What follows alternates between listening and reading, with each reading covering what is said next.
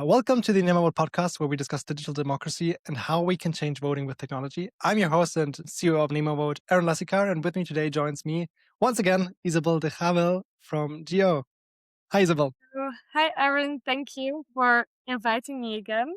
Well, thanks for joining us once again. In the last episode, we've discussed the tender process behind GO and how you set it up for your online votings and elections. That was in, I think, July. It was. Now the elections have been conducted, at least the first part of it. So I wanted to follow up with you and discuss today how it has been, how you did it, what you learned from it. So maybe we can start first and you can just tell me what you did, like what kind of elections have you conducted? Yes. So we had our elections for the boards of directors of 3 of our school groups. So we have 26 in total.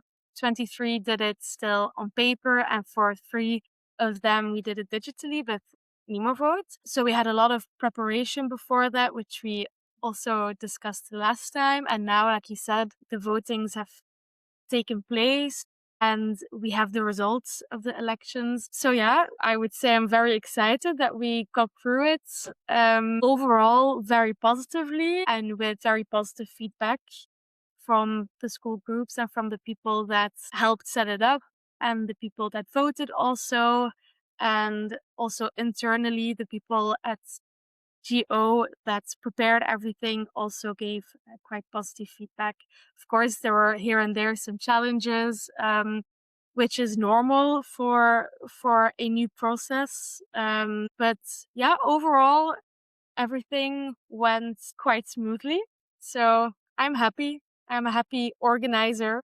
And if you're happy, I'm happy.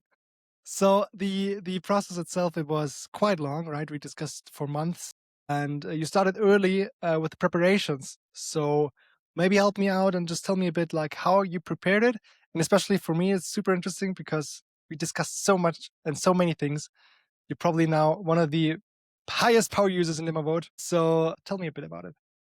If we're talking about the entire preparation, then we're talking about like more than a year ago when we started everything. If we're talking about specifically preparing for the votings that took place in November, I would say the real preparation really started beginning of September, because of course we have used the 3 levels in NemoVote. So we used the voters, the organizers, and the admins, which meant that we also had to kind of prepare the organizer levels, which is for us the principals of the schools. Of course, they weren't familiar yet with NemoVote like I was already. So I actually went to the meetings with the principals where they all came together, and I gave them a demonstration of NemoVote.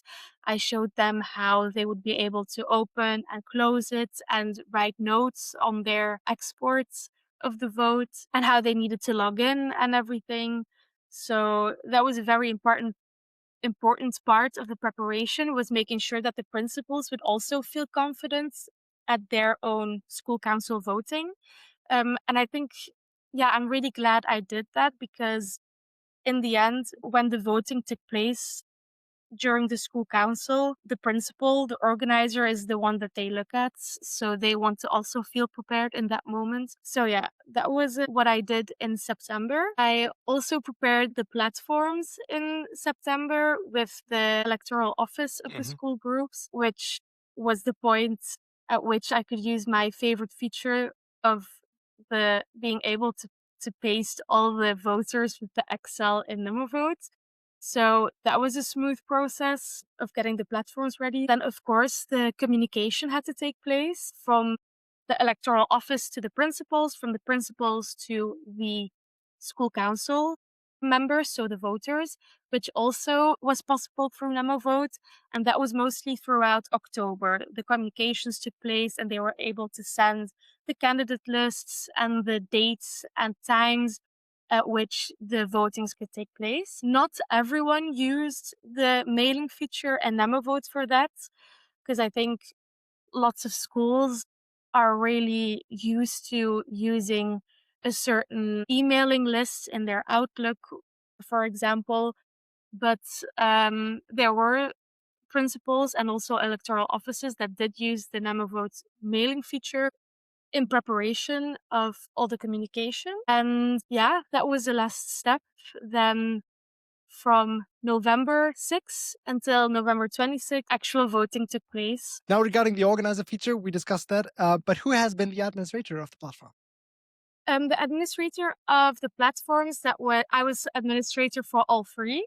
And then for each of the platforms, you also had the electoral office, which consisted of 3 members each. So that meant for each platform, we had 4 admins. So now after the elections, did they work smoothly, or did you approach some challenges during those? We looked at all the votings that took place. There were 82. Spread over the 3 school groups, and around 75% went like completely smoothly with no issues at all. The majority of like the other 25% were situations where very minor things came up, and not often about the digital aspect, but also just questions about the election procedure in general. But also, for example, something that came up quite a lot in that 25% was that someone didn't receive an email, and then they saw in the user management that somehow there was a mistake in the email address. So, of course, that is something that was very easily fixed. We just edited the email address and we sent the new link, and then they could just log on. And a very small percentage, I would say, were issues that were more linked to the user. So there were some voters that don't have like a very high level of digital literacy. So for them, it was a bit difficult. Even more important, if a principal, so an organizer, doesn't have a high level of digital literacy, and there were some issues, and we were called and we were able to, of course, solve it. But that did kind of cause a bit of extra stress, which maybe wouldn't have been there if it was all on paper like they were used to in the past. I mean, we're learning from that, and I know we always try to make it easier to just vote, basically. And we started with the username and password, which I know No. you never needed that. I mean, that No. was last year and the years before, where everyone received a username and a password per email, and then had to log in with that, which was kind of complicated. Then we this year developed and released the magic links, which makes it super easy if you receive the link via email to just authenticate by clicking one button. But of course, as just said it, you need to receive that link via email. Sometimes it's in spam. Sometimes people don't have the correct email address, just like you mentioned it. So what we did develop, and you didn't have that just yet, was a feature that's called QR code feature. And basically, it's just printing a QR code out, scanning that, and the QR code already has the magic link inside it. So we were able to log in just by having that one single scan of a QR code and authenticate as a voter. Which is great. Maybe we can use that for the next elections. I would definitely be pro at least suggesting it, because that was also something that was literally asked of us, like, can't we use a QR code? A QR code is also something that I think a lot of people just in daily life is used more and more. The QR code, people are familiar with how that works, and it eliminates, like you said, having to open the magic link and sometimes requesting an own magic link. So yeah, I'm super excited about having the added possibility of the QR code. So we talked about it now, but we didn't talk very in depth about it. What was super interesting for me is you had 26 school groups that casted their board of directors elections, 23 of which casted their board of directors elections by paper. So only 3 of the school groups decided to cast digitally in a way of proof of concept, like a POC. So let's discuss, because this is the most interesting part for me. The differences that you occurred, that you saw from these school groups casting their ballots analog and casting their ballots digitally, and what are the advantages and disadvantages that you found out of that? Yeah. I think mainly the two points in which there is a big difference was, first of all, the moment where you, as an electoral office of the school group, where you distribute all of the ballots to the principals and the school councils, especially if you're a very large school group. It's a lot of work to provide that for all of your principals, all of the school council members. It takes time. It takes going to the post office. It takes having to resend stuff if they don't receive it at the school. You also have to kind of count some extra days sometimes for stuff to arrive and to send it, which of course you don't have at all with the digital platform. So in terms of preparation, even though there's also, of course, you have to prepare really well for the digital elections too, still it's a different kind of preparation. You have to really take into account sending stuff. You cannot change course as quickly. You cannot take action as quickly as when you have the platform in front of you. But then, of course, the biggest win in terms of efficiency and time is the counting, of course. Um, the Again, especially if you have a large school group, the counting of the votes, it's can take some time to have to also go over all the reports of the votings on paper, having to receive them on paper, having to go over everything that was noted on there manually.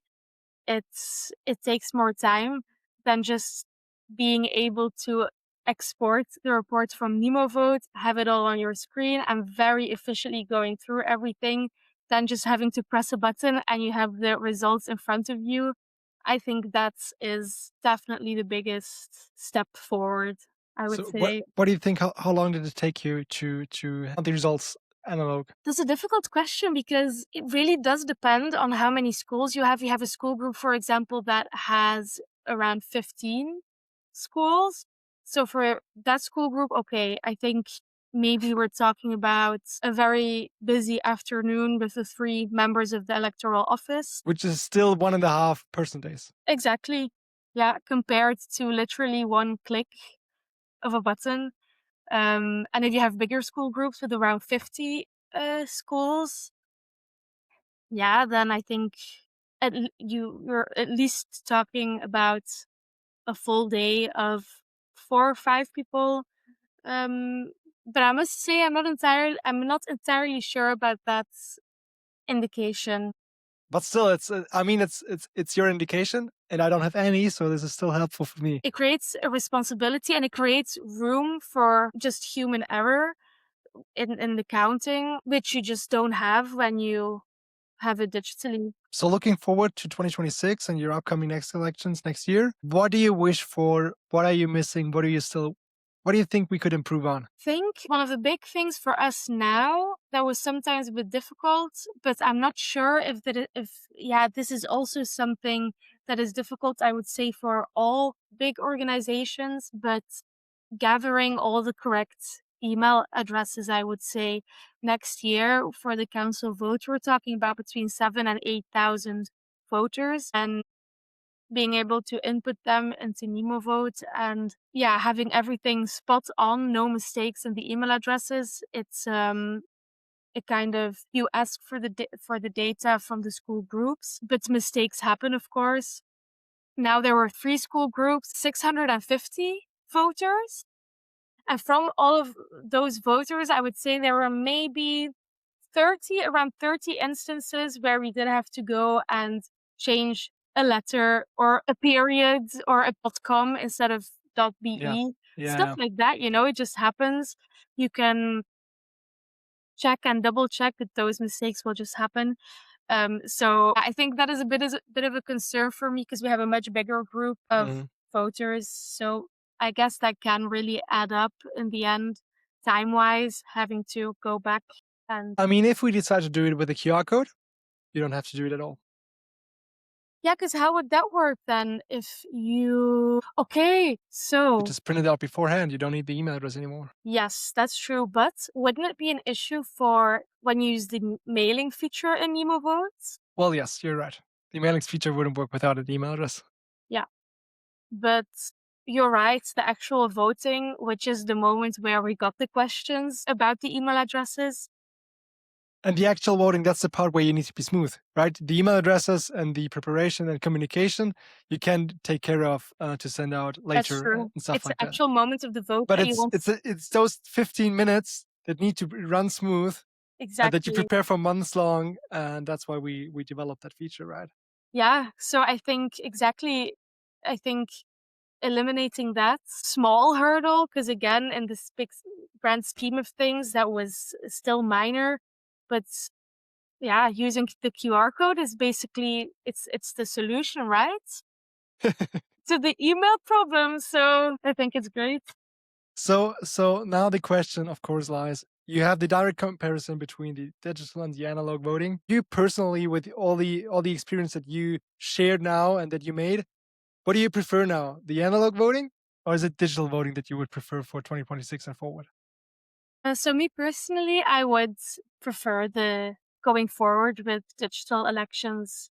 I think the gains, the wins for the electoral office for the voters cannot be ignored. I think we need to, yeah, I think this is worth moving forward with. Also within the bigger picture of digitalization that is more and more in the schools being followed, I think, yeah, this fits perfectly into that direction. Yeah, me personally, I would say we need to go forward with the digital elections. Well, I think then this is a wrap. Thank you so much, Isabel. I'm very much looking forward to 2026 and forward to discuss with you and your upcoming elections. Talk to you soon. I've been your host, Aaron, COO of NemoVote, joined by Isabel De Cavel from GO. Thank you so much, Isabel. Thank you. Thank you for having me. Bye.